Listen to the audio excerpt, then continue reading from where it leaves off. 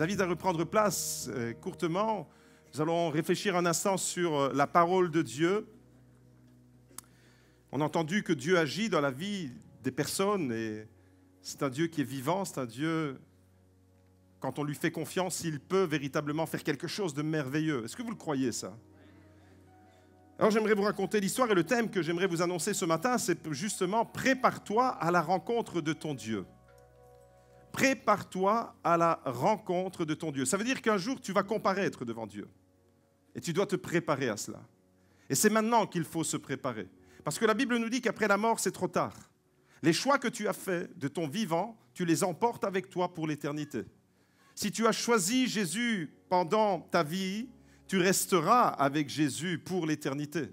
Mais si tu n'as pas choisi Jésus pendant ta vie terrestre, eh bien, tu ne dois pas t'attendre à vivre avec lui, avec son amour, dans l'éternité.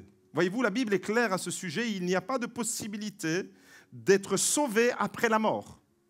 C'est aujourd'hui le jour du salut. C'est aujourd'hui que vous devez vous décider pour Jésus. Et le salut est une décision qui se prend sur terre et qui a des conséquences éternelles dans le ciel.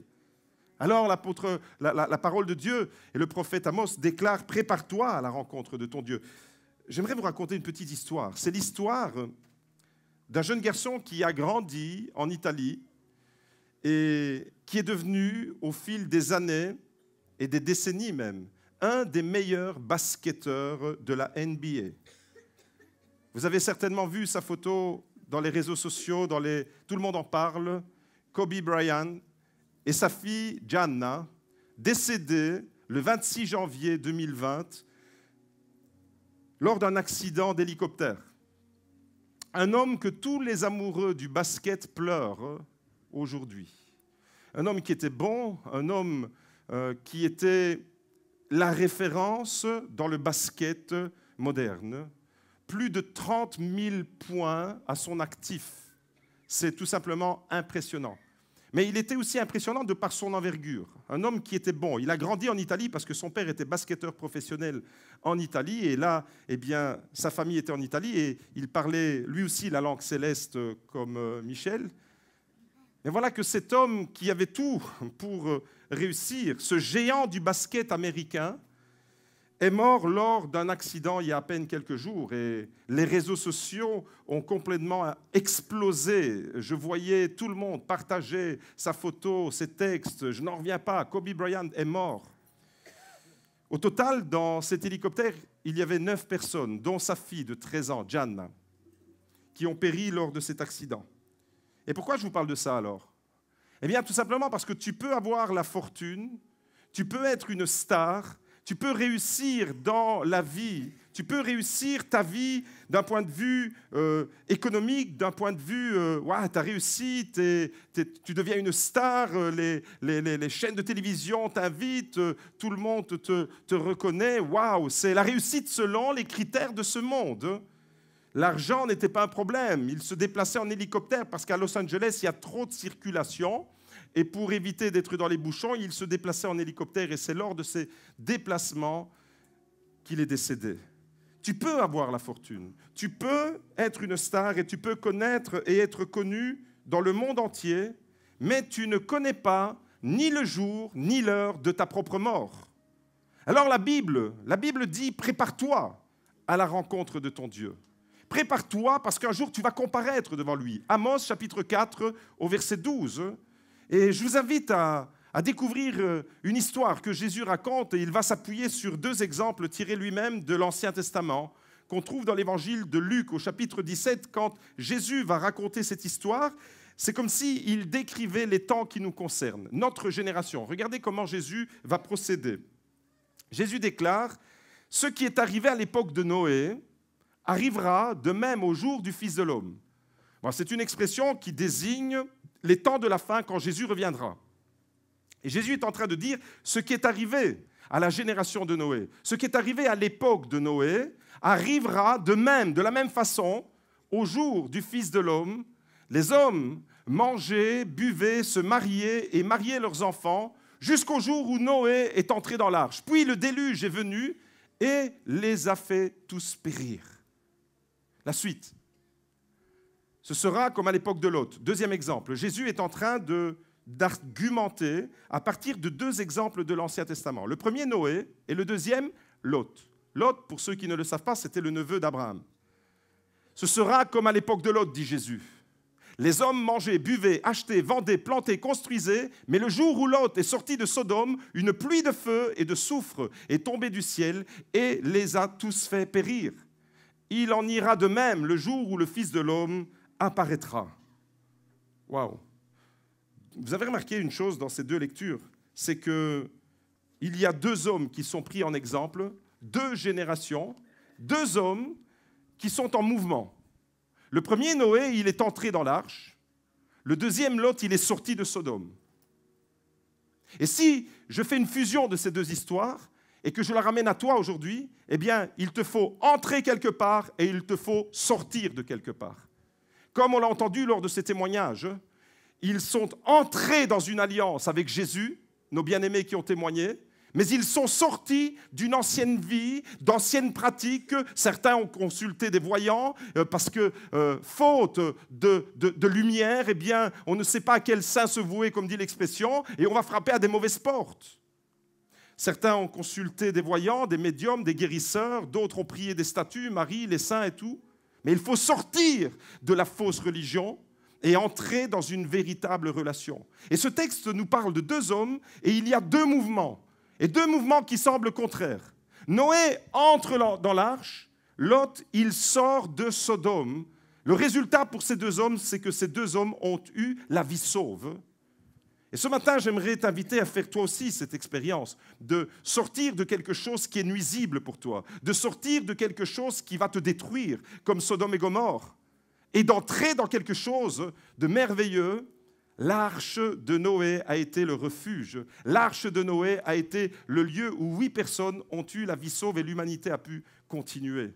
Voyez-vous, dans ces deux textes, Jésus prend l'exemple précisément de ces deux histoires de l'Ancien Testament pour décrire ce qui arrivera à la fin des temps, et il est en train de décrire notre génération, la nôtre. Il dit, ce qui est arrivé à l'époque de Noé arrivera de la même manière dans la génération qui assistera au retour du Christ. Ce qui est arrivé à l'époque de Lot, de la même manière, arrivera. Il fait vraiment un parallèle. La génération de Noé, la génération de Lot avec notre génération se ressemblent étrangement. Il y a vraiment des caractéristiques communes. Les caractéristiques de ces deux générations, on les retrouve dans notre génération. La génération de Noé et la génération de Lot étaient une génération du divertissement et une génération de la consommation. On est dans une société du divertissement et de consommation. Alors, regardez ce qu'il dit. Les hommes, à cette époque-là, mangeaient, les tables, on aime faire la fête, on aime sortir même le samedi soir. Et tellement qu'on sort le samedi soir, eh bien, on en oublie même d'aller au culte le dimanche matin. On fête. On est dans une génération qui aime fêter. On est dans la génération du divertissement. On est dans la génération du loisir. On est dans la génération de... On relativise tout. Un philosophe a dit, avant les siècles précédents, on était dans une société éthique et aujourd'hui, on est dans une société égocentrique, tout pour nous, tout pour le plaisir. Et Jésus est en train de dire là, les hommes, à l'époque de Noé et à l'époque de Lot, ils mangeaient, ils buvaient. On aime gadailler, on aime sortir, on aime arroser les soirées. Ils mangeaient, ils buvaient, ils mariaient leurs enfants. Des choses qui, d'une certaine manière, ne sont pas mauvaises en soi. On est en train de décrire là, la société. Jésus parle d'une société d'il y a plusieurs milliers d'années en arrière, mais en réalité, c'est tellement étrange, c'est comme s'il parlait de notre génération. Parce que tout ce que vous voyez là, les sorties, manger, boire, s'amuser, se marier, acheter et vendre, les gens vendaient, ils achetaient, ils élargissaient leur patrimoine. On n'a jamais assez de la petite maison dans laquelle on est, on veut une plus grande et on achète. Les gens plantaient, regardez ce beau vignoble, les gens plantaient. Les activités de ces gens-là d'il y a plusieurs milliers d'années en arrière ressemblent vraiment aux activités que nous avons, nous, aujourd'hui dans notre société. Vous comprenez pourquoi Jésus fait le rapprochement entre les deux? Jésus est en train de dire que dans ces deux générations-là, dans la génération de Noé et dans la génération de Lot, Les gens vivaient exactement de la même manière que nous vivons dans notre société aujourd'hui. Mon frère, ma sœur, cher ami, toi qui es là, tu es le fruit en réalité de la société dans laquelle tu vis et avec laquelle tu t'identifies. Tu es le fruit de ton éducation, tu es le fruit de ce qu'on t'a transmis, tu es le fruit, la somme de toutes les expériences qui t'ont construit ou qui t'ont démoli, tu es le résultat de tout ça. Si tu as eu une éducation, eh bien tu es le fruit de cette éducation. Si tu as grandi au cœur d'une famille, tu es le fruit de cet amour que tu as reçu au cœur de ta famille. Mais si tu as eu une vie chaotique, eh bien tu es aussi le fruit de cette vie chaotique. Tu es le fruit de tes bons choix, tu es le fruit de tes mauvais choix. Tu es le fruit de la société dans laquelle tu vis et avec laquelle tu t'identifies.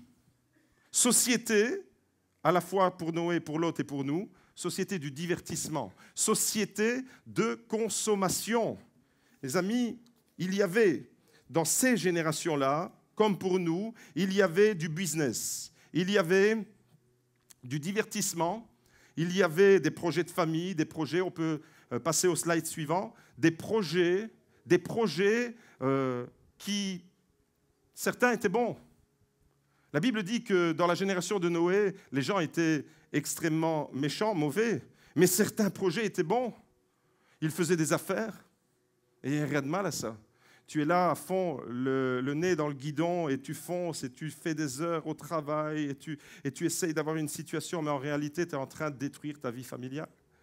Tu te lèves tôt le matin, tu prends le train, tu fais des heures pas possibles, au détriment de la qualité de ta vie.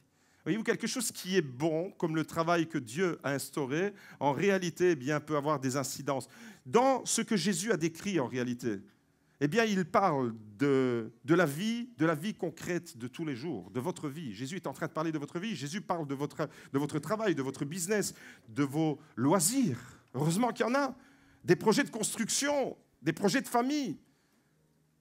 Et les gens construisaient à ce moment-là, comme aujourd'hui encore, leur villa, leur maison, étaient tellement pris par ta construction, étaient tellement pris par tes projets, eh bien, comme à l'époque de Noé, tu n'as plus le temps pour Dieu.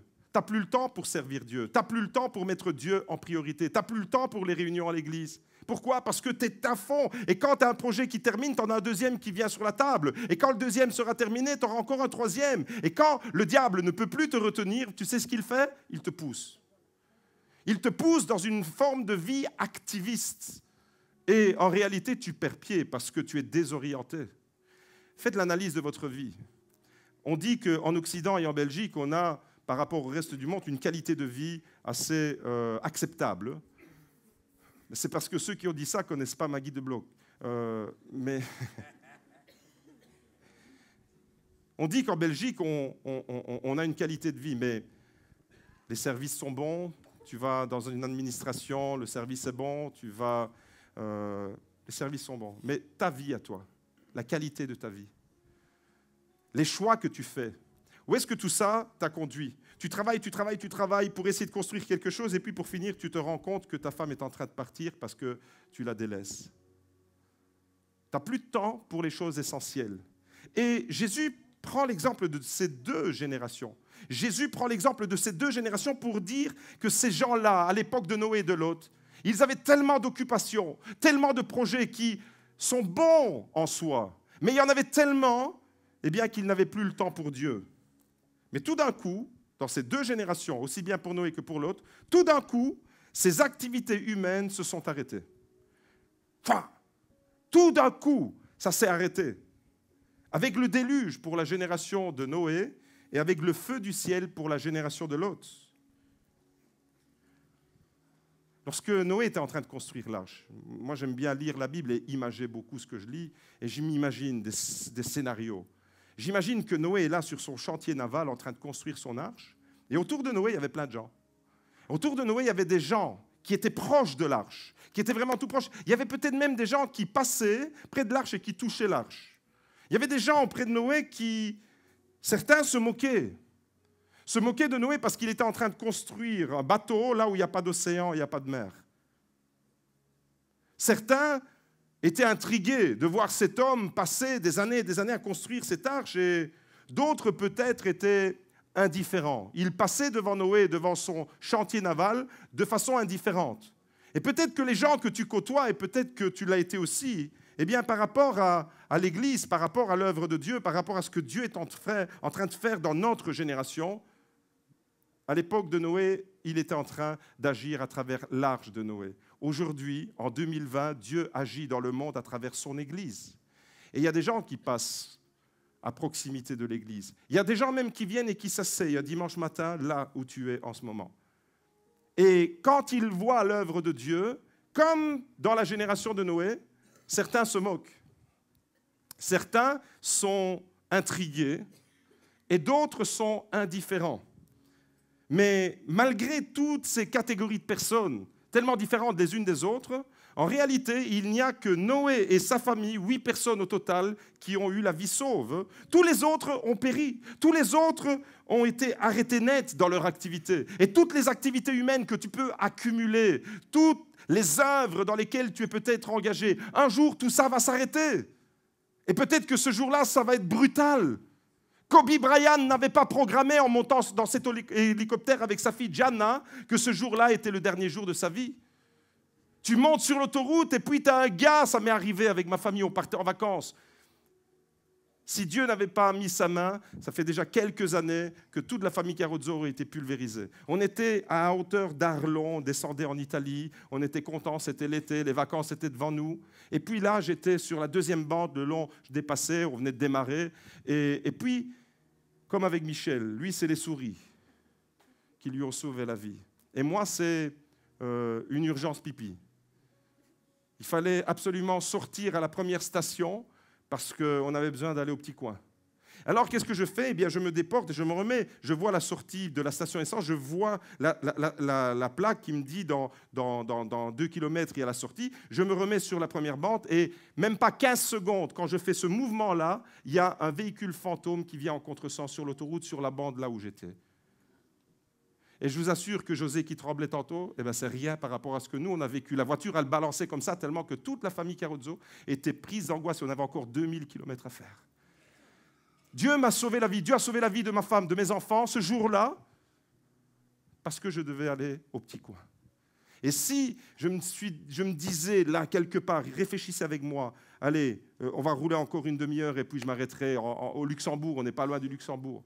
Eh bien, cette demi-heure-là, elle aurait été trop. 15 secondes plus tard, on aurait tous été pulvérisés. Mais ça aurait pu arriver, et c'est déjà arrivé. Et c'est déjà arrivé même ici à proximité, sur nos routes.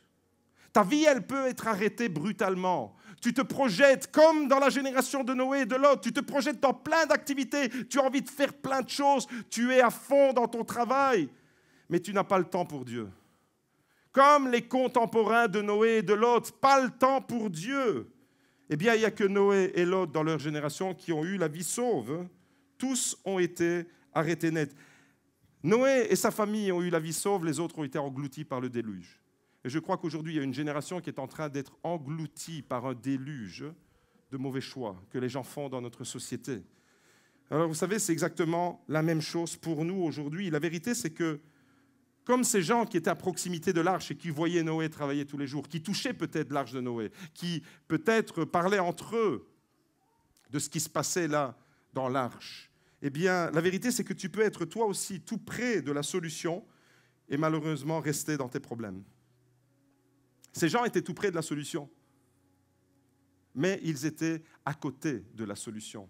Tu peux être tout près, tu peux même te retrouver dans un environnement magnifique. Imaginez un environnement magnifique. Tu te retrouves dans un environnement magnifique, mais malheureusement, tu ne profites absolument pas de cet environnement-là. Tu peux être dans un lieu paradisiaque et ne rien profiter des bénédictions de ce lieu-là. Il y a quelques jours, je suis parti en Suisse en mission, dans le cadre d'une mission pour enseigner la théologie et la parole de Dieu à des étudiants qui se forment. C'était une première expérience en Suisse. Et là, j'étais dans un lieu magnifique. En effet, j'étais dans un cadre merveilleux. J'étais à quelques centaines de mètres. Mais quand je dis quelques centaines de mètres, c'était peut-être à 200 mètres du lac de Neuchâtel, au milieu des montagnes. Eh bien, je n'ai vu ni le lac ni les montagnes. J'étais pourtant dans un cadre magnifique, je n'ai rien vu. J'étais à l'intérieur de l'école, comme si j'étais dans ce bâtiment. Quand je sortais, c'était le soir. Je suis allé là où je logeais, manger dans la chambre, dormir, préparer le cours pour le lendemain. Le lendemain, j'ai enseigné et au moment où le train devait arriver de l'école même, je suis parti à la gare, de la gare à l'aéroport et je suis arrivé à la maison. Qu'est-ce que tu as vu de la Suisse? Rien du tout. J'étais pourtant dans un cadre merveilleux, mais je n'ai rien pu voir de ce cadre. Pourquoi? Parce que je n'étais pas là pour des vacances. Le jour où je vais dans le même endroit pour des vacances, ça change la donne. Maintenant, si on transpose ça sur le plan spirituel, tu peux être dans un cadre magnifique comme celui-ci, mais passer à côté et ne pas tirer profit de ce que Dieu veut te donner. J'ai rien vu de toutes les bénédictions que mes yeux pouvaient voir, de la beauté de la nature, de ces majestueuses montagnes, du lac de Neuchâtel. J'ai rien vu, mais vraiment, absolument rien du tout. C'est la même chose avec l'Évangile. Cet Évangile qui nous parle de l'amour de Dieu, cet Évangile qui a percuté la vie de 8 personnes, cet Évangile qui a changé ma vie quand j'avais 19 ans, cet Évangile qui a changé la vie de plusieurs personnes. Tu peux être tout près de l'Évangile. Tu peux toucher avec tes mains l'Évangile. Tu peux même avoir une Bible et avoir une collection de Bibles dans ta maison. Tu peux être vraiment tout près de l'Évangile, mais tu n'as pas encore fait l'expérience de l'amour de Dieu. Tu as grandi dans une famille chrétienne, comme Célia l'a témoigné. Tu as baigné dans l'Évangile, mais tu ne t'es pas laissé imprégner de l'Évangile. L'Évangile n'a pas encore percuté ta vie, n'a pas encore transformé ta vie. Tu es pourtant tout près, comme les compagnons et comme les contemporains de Noé, tout près de l'arche, mais néanmoins en dehors de l'arche. Tu es tout près de la foi de tes parents. Mais si Jésus revient maintenant, tes parents, ils sont enlevés et toi, tu restes. Vous comprenez l'analogie entre la génération de Noé de Lot et la nôtre? Elle est tout à fait identique, mes amis. Tu peux être tout près du royaume de Dieu. Un jour, Jésus a dit à un homme, tu es tout près. Malheureusement, cet homme, il est encore en dehors du royaume de Dieu. Tu peux être vraiment à la frontière. Tu peux vraiment toucher de tes mains, tu peux caresser les promesses de Dieu, les rêves de Dieu, mais en réalité, tu es encore extérieur à tout ça. Alors il te faut entrer comme Noé dans l'arche et sortir de ta Sodome. Sodome et Gomorrhe qui étaient des villes dépravées, qui étaient des villes qui te conduisaient dans la destruction. Tu dois sortir de Sodome et Gomorrhe et entrer dans l'arche. Et pour cela, eh bien, la Bible nous dit que c'est à travers Jésus-Christ que c'est possible. Tu te détournes de ton péché, tu te détournes de tout ce qui prend la place de Dieu dans ta vie, que la Bible appelle les idoles, l'idolâtrie, pour te tourner vers le Dieu vivant. Mon frère, ma sœur, cher ami, toi qui es là et qui écoutes cette parole, j'aimerais vous dire que vous êtes là aujourd'hui assis sur une chaise d'église, mais on peut se retrouver dans l'église et ne pas se préparer à la rencontre de Dieu. Il semble que Kobe Bryant a été éduqué dans la foi catholique, chrétienne, et j'espère qu'il y avait vraiment Jésus dans son cœur. Parce que si tu n'as pas Jésus dans ton cœur, si tu n'as pas Jésus dans ta vie comme Seigneur et Sauveur personnel, eh bien à la fin, elle sera tragique, comme pour les contemporains de Noé et de Lot. Tu peux te retrouver dans l'église et ne pas tirer profit de toutes les bénédictions qui sont là à portée de main, que Dieu a prévues pour toi. Tu peux te retrouver là, tu peux même habituer.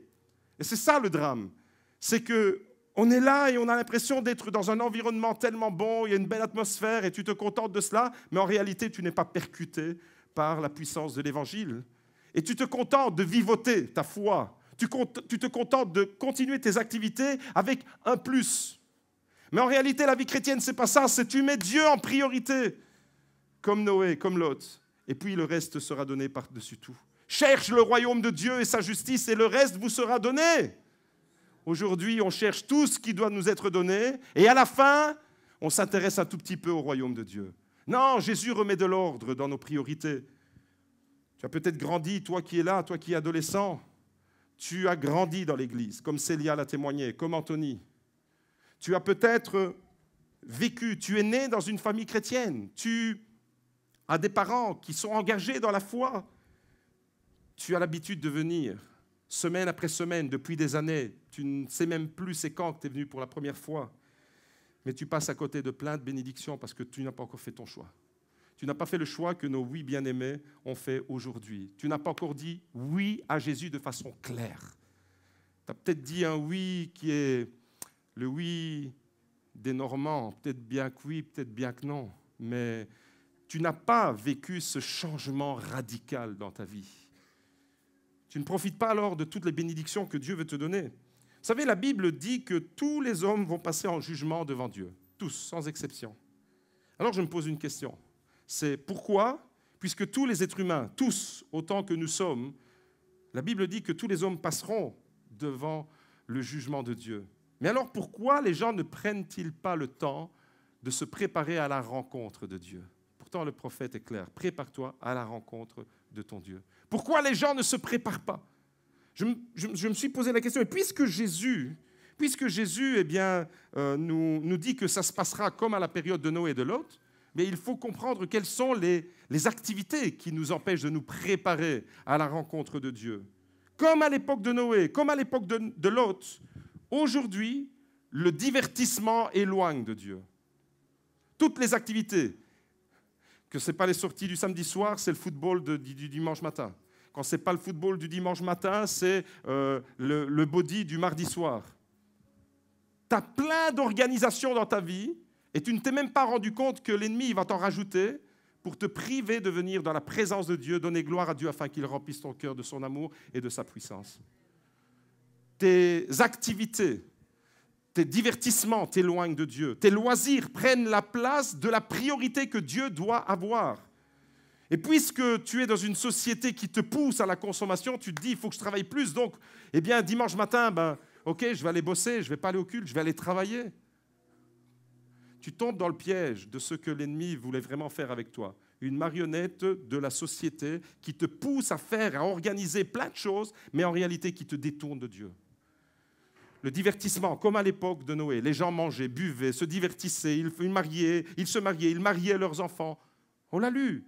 Et Jésus dit, c'est exactement la même chose. Les occupations à l'époque de Noé, tes occupations aujourd'hui, voilà ce qui t'empêche de te préparer à la rencontre de Dieu. Et quand on vient dans ce sanctuaire, avant de venir, vous savez ce qu'il faut faire? Il faut se préparer à la rencontre de son Dieu. Ce n'est pas seulement un verset qui nous dit « Prépare-toi à la rencontre de ton Dieu quand tu vas comparaître devant lui. » Mais quand tu viens dans sa présence, prépare-toi à entrer dans sa présence. Les préoccupations, vous savez le mot préoccupation, ça veut dire qu'on est occupé avant la tâche. Préoccupation. On a un souci, on est déjà préoccupé 3 semaines à l'avance. Et ce problème-là, il nous ronge tellement la tête. Les priorités mal placées, la méchanceté. Tout ça, c'était ce qui caractérisait la génération de Noé et de Lot. J'ai l'impression que Jésus est en train de faire un scanner, une radiographie de notre société. Là, il est vraiment, mais dans une dimension prophétique extraordinaire. On est là et on n'a que nos yeux pour voir que c'est tellement d'actualité. Toutes ces choses, divertissement, loisirs, occupation, préoccupation, priorités mal placées, détournent la plupart des gens aujourd'hui de leur Créateur. Parce que tu as mis autre chose à la place. Alors tu es chrétien, mais en même temps tu es idolâtre. Parce que tout ce qui a pris la place de Dieu dans ta vie, tout ce qui a plus d'importance dans l'organisation de ta vie, dans l'organisation de tes journées, dans l'organisation de tes semaines, dans l'organisation de ton planning, tout ce qui prend la place de Dieu, c'est de l'idolâtrie. Alors tu es chrétien, bien sûr, et tu te vantes de dire « je suis chrétien », mais en réalité, je suis chrétien idolâtre parce que Dieu n'est pas à la première place. Et tout le message de la Bible m'invite à faire le contraire. Je mets Dieu à la première place comme un axe dans une roue, et c'est parce que l'axe est central que la roue va tourner. Tu veux que ça tourne comme il faut dans ta vie, mets Dieu au centre de ta vie. Tu veux que ça tourne dans ton couple, mets Dieu au centre de ton couple. Tu veux que ça tourne dans tes finances, sois honnête et mets Dieu au centre de tes finances. Et tu verras, quand l'axe il est central, la roue elle tourne. Mais si tu mets l'axe en dehors de la roue, il n'y a plus rien qui va fonctionner. Malheureusement, aujourd'hui, on a Dieu dans notre sac à dos un peu comme un fétiche, comme un gris-gris, comme un porte-bonheur, comme quelque chose qui atténue un peu, qui apaise notre conscience. Mais ça, mes amis, c'est de l'idolâtrie. Et je dois vous prêcher l'Évangile de façon claire ce matin. J'aimerais vous dire que si Jésus n'est pas au cœur de ta vie, tu es en dehors de la volonté de Dieu. Au centre de ta vie, au centre de l'Église, au centre de nos familles. Le divertissement, loisirs, occupation, préoccupation et la méchanceté en plus de ça, Tout ça détourne la plupart des gens du Créateur, et c'est ce qui est arrivé aux contemporains de Noé. Subitement, le déluge est tombé sur eux. Prépare-toi à la rencontre de ton Dieu. Kobe Bryant, tu montes dans un hélicoptère. Prépare-toi à la rencontre de ton Dieu. Toi qui es là, assis aujourd'hui au Gospel Life Center de Beaudour, tu vas sortir cet après-midi. Prépare-toi à la rencontre de ton Dieu. Tu es là ce matin pour entendre un message qui te dit « Prépare-toi à la rencontre de ton Dieu » parce que toi non plus, tu ne connais pas ni le jour ni l'heure de ta mort. Et on pense tous que c'est pour demain, pour les autres, mais jamais pour soi. On pense que notre mort, elle va venir, mais je ne sais pas quand. On n'imagine jamais. Personne ne peut imaginer que c'est peut-être aujourd'hui. Subitement, à l'époque de Lot, l'autre exemple que Jésus prend, le feu du ciel est tombé et a consumé complètement Sodome et Gomorrhe. Aujourd'hui, au bord de la mer Morte en Israël, c'est que désolation, conformément à ce que la parole de Dieu dit. Ça sent le soufre encore aujourd'hui. Des millénaires plus tard, quand vous passez là à hauteur de la mer Morte, ça sent le soufre. Exactement comme la parole de Dieu nous dit que le soufre est tombé sur cette région. Alors, mes amis, j'aimerais vous dire, ne faites pas comme sur cette photo. Regardez cette photo. On la regarde à gauche, en haut, le bébé. Il est trop jeune pour penser à Dieu. Ensuite, le jeune, il a sa voiture, permis de conduire, les sorties. Il est trop autosuffisant pour penser à Dieu. Ou il est trop insouciant pour penser à Dieu. Ensuite, à droite, le temps des amourailles, tu dois passer du temps avec ta fiancée, avec ton fiancé, ou avec tu viens de te marier, ta jeune femme, ton jeune mari. Tu es trop heureux pour penser à Dieu. Plus tard, regardez, tu es dans le monde du travail, du business, tu es trop occupé. Pasteur, si tu savais, je travaille, acharné, je travaille. Mais qu'est-ce qui te demande de travailler autant? C'est parce que tu as envie d'avoir plein de pognon dans tes poches. Et c'est parce que tu as envie d'avoir plein d'argent dans tes poches que tu travailles à fond, mais que tu es en train de détruire ta famille. Ça, c'est la société dans laquelle nous sommes, société de Noé et de Lot. Tu travailles à fond, tu n'as plus de temps pour passer du temps de qualité avec Dieu et avec les gens qui t'aiment. Non, trop occupé, tu travailles, tu es à fond, la tête dans le guidon, trop occupé pour penser à Dieu. Évidemment, à un moment donné, tu vas claquer. Tu es trop fatigué pour penser à Dieu. J'aimerais bien venir à l'étude biblique mardi soir. Pasteur, qu'est-ce que j'aimerais bien venir à l'étude biblique? Ça me manque, j'aime encore mieux le mardi que le dimanche, parce qu'on va en profondeur. Mais si tu savais le mardi soir, comme je suis fatigué, je travaille, je me lève tôt, 4 heures du matin, je reviens, il est 7 heures du soir. C'est une qualité de vie, ça. Alors, je ne dis pas qu'il faut déserter votre travail. Il faut remettre les priorités là où elles doivent être. Tu es trop fatigué pour penser à Dieu. Et puis un jour, malheureusement, il est trop tard pour penser à Dieu. Quand tu es dans le cercueil, c'est trop tard, c'est fini. Ton choix, tu l'as fait ici-bas. Prépare-toi à la rencontre de ton Dieu. Mes amis, écoutez cette phrase, je la trouve vraiment extraordinaire. Elle est existentiellement vraie et profondément angoissante. L'enfance passe, la jeunesse prend sa place, la vieillesse la remplace et la mort les efface.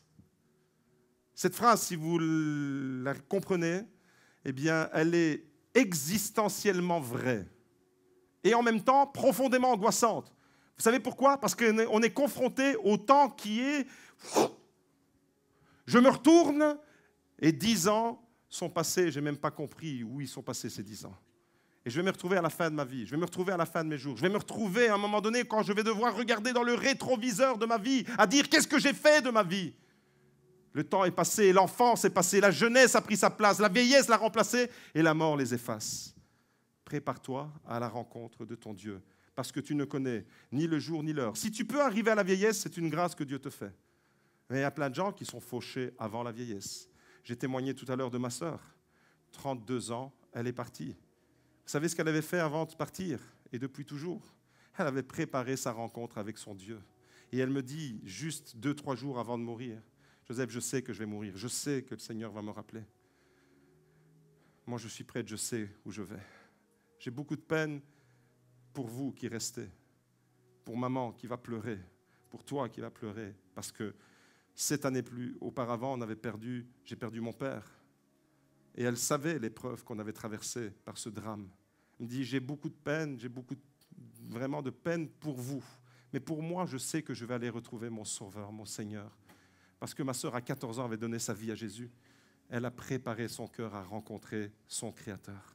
Toi qui es là ce matin, qui écoute ce message, je m'adresse à tous les jeunes, je m'adresse aux adolescents, je m'adresse aux plus grands comme aux plus petits. Est-ce que tu as préparé ton cœur à rencontrer ton Dieu?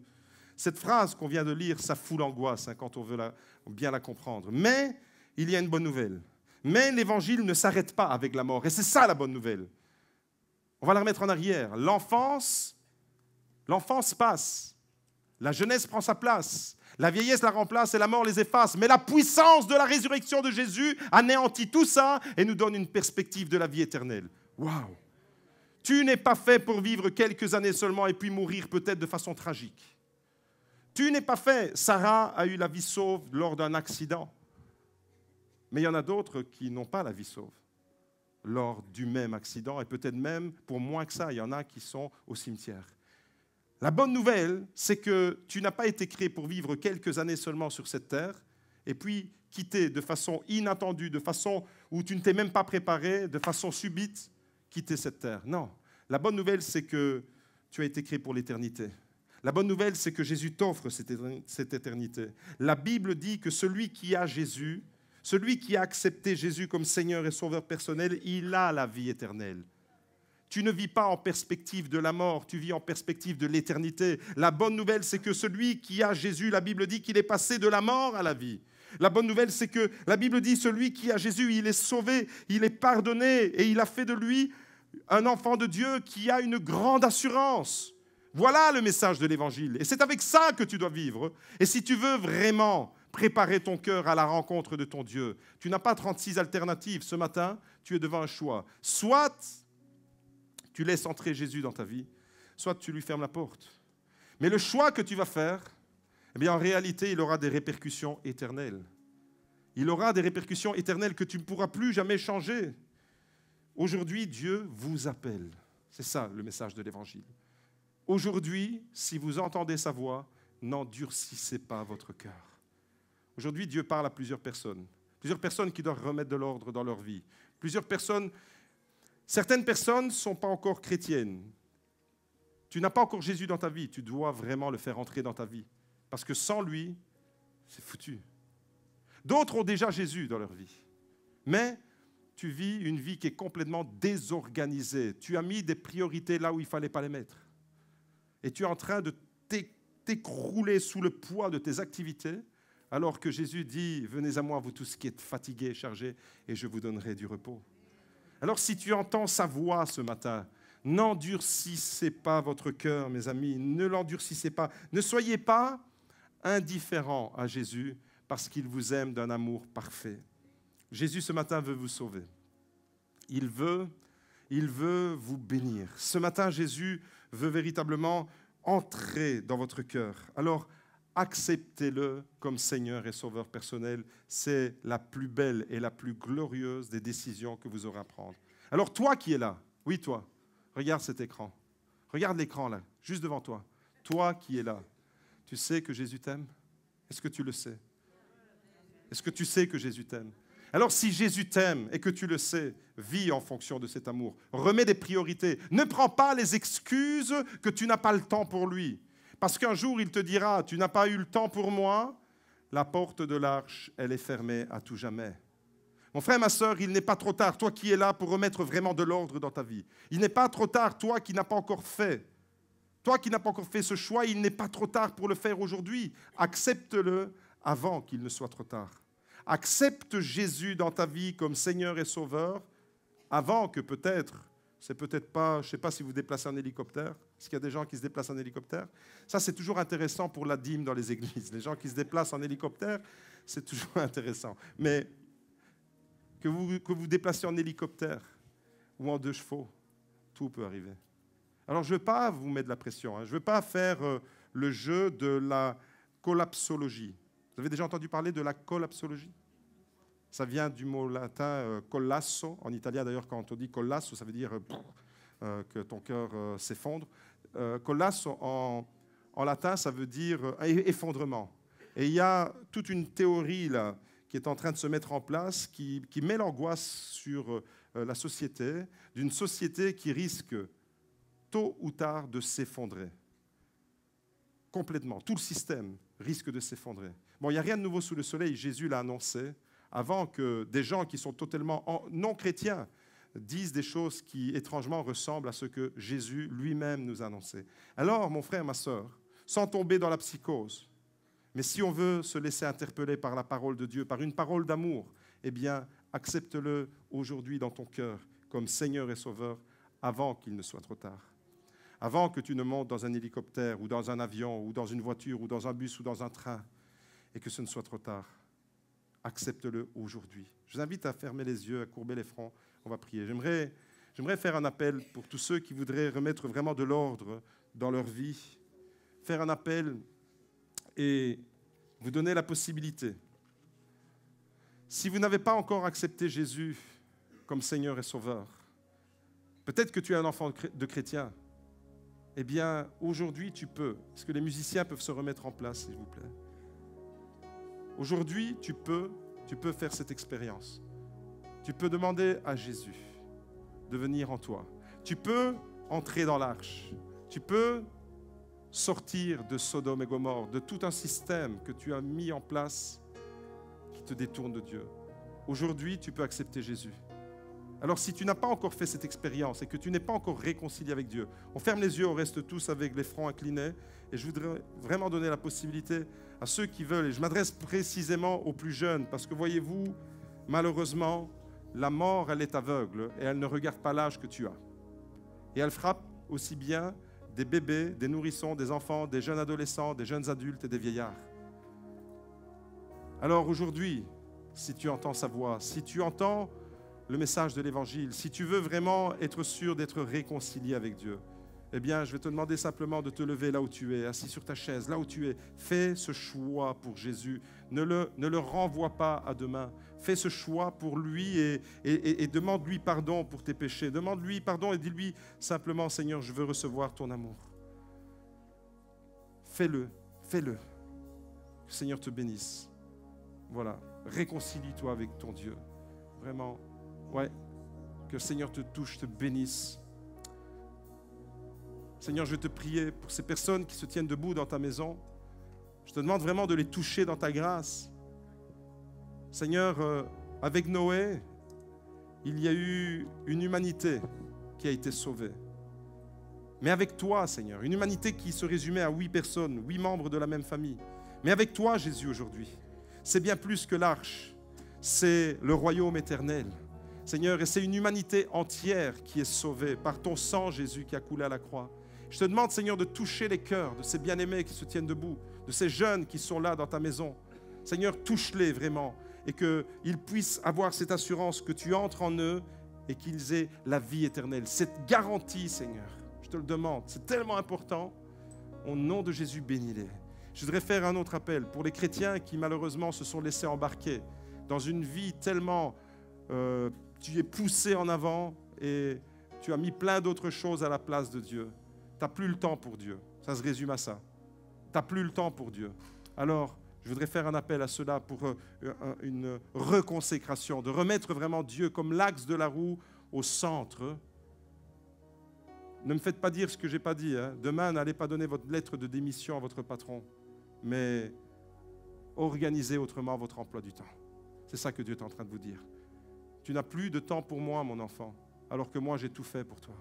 Alors, si tu veux mettre vraiment Dieu en priorité dans ta vie, maintenant, si tu veux dire, Seigneur, il y en a assez de cette vie où je galère, où je suis là comme je suis tordu dans tous les sens et j'arrive à rien faire pour toi, mais je veux vraiment me recentrer sur toi. Je t'invite à te lever toi aussi. Que le Seigneur te bénisse. Seigneur, je te prie pour ces bien-aimés qui se tiennent debout dans ta maison. Tu les touches dans ta grâce. Tu leur donnes, Seigneur, la possibilité, les stratégies, la force, le courage, la détermination pour remettre de l'ordre dans leur vie. Je te demande, Seigneur, vraiment que tu sois l'axe de leur vie, comme tu l'as été pour Noé, comme tu l'as été pour Lot. Tu veux l'être pour chacun. Seigneur, nous ne voulons pas passer à côté de tes bénédictions. Nous ne voulons pas caresser tes bénédictions. Nous voulons entrer dans ta bénédiction. Alors, Seigneur, je te demande vraiment, tous ces bien-aimés qui se tiennent debout dans ta maison ce matin, fais ton œuvre dans leur vie. Seigneur, vraiment, sois au cœur de ma vie. Je veux le faire pour moi, Seigneur, parce que moi qui suis censé être ton serviteur, Seigneur, ma vie est toute organisée autour de toi. Eh bien, Seigneur, j'ai besoin, moi aussi, de te demander pardon parce qu'il y a des choses qui prennent ta place dans ma vie. Et je veux, Seigneur, te remettre moi. Si j'étais assis là à la place de mes frères et de mes sœurs, je me lèverais et je me tiendrais debout. Et je me lève là maintenant, Seigneur, en signe vraiment de reconsécration. Prends vraiment toute la priorité de ma vie, Seigneur. Et apprends-moi à organiser le reste de mon emploi du temps en étant vraiment focalisé sur toi. Seigneur, je te demande vraiment de nous donner, d'être cohérents dans nos choix. Seigneur, et de donner vraiment de la cohésion à notre vie. Je te prie, Père, pour que tes chrétiens, tes enfants deviennent véritablement des disciples qui font d'autres disciples, des disciples qui entrent dans les sphères invisibles, tes disciples, Seigneur, qui te servent, tes disciples, Seigneur, qui mettent vraiment ton royaume en priorité. Je te le demande au nom de Jésus. Seigneur, je te prie que nous ne soyons pas comme cette photo qui était à l'écran, ni trop petits pour penser à Dieu, ni trop occupés pour penser à Dieu, ni trop heureux pour penser à Dieu, ni trop fatigués pour penser à Dieu. Seigneur, nous voulons prendre le temps, Seigneur, pour nous recentrer sur toi. Et je te demande, Père Saint, au nom de Jésus, de libérer ta bénédiction dans ce lieu.